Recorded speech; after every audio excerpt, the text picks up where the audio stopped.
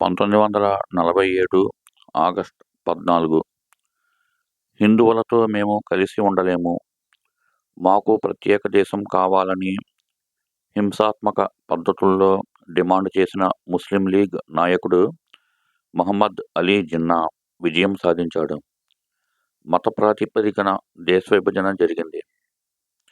గాంధీ, నెహ్రూల నాయకత్వంలోని కాంగ్రెస్ పార్టీ అంగీకారంతో జిన్నా నాయకత్వంలోని ముస్లిం league party demand మేరకు భారతదేశ భూభాగంలోంచి 2 ముక్కలు కోసి కొత్తగా పాకిస్తాన్ అనే దేశాన్ని ఏర్పరిచిన బ్రిటిష్ పరిపాలకులు భారతదేశంలోని పంజాబ్ రాష్ట్రంలోని దాదాపు 80% పైగా పశ్చిమ ప్రాంతాన్ని ముక్క చేసి పశ్చిమ పాకిస్తాన్గా ఏర్పరిచారు.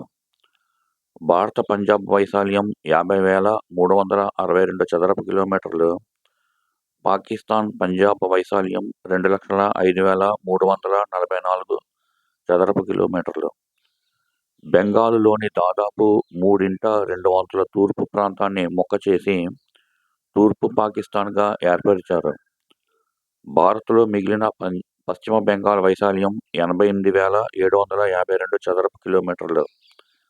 అప్పటి తూర్పు పాకిస్తాన్ లేదా ప్రస్తుత బంగ్లాదేశ్ వైశాల్యం 1,48,460 చదరపు కిలోమీటర్లు. ఈ 2 ముక్కలు కలిపి పాకిస్తాన్గా ఒకే దేశంగా అవతరించి వ్యవహరించినప్పటికీ తూర్పు పాకిస్తాన్గా ఉన్న ప్రాంతము తరువాత రోజుల్లో స్వతంత్రం ప్రకటించుకుని బంగ్లాదేశ్గా ఆవిర్భవించింది.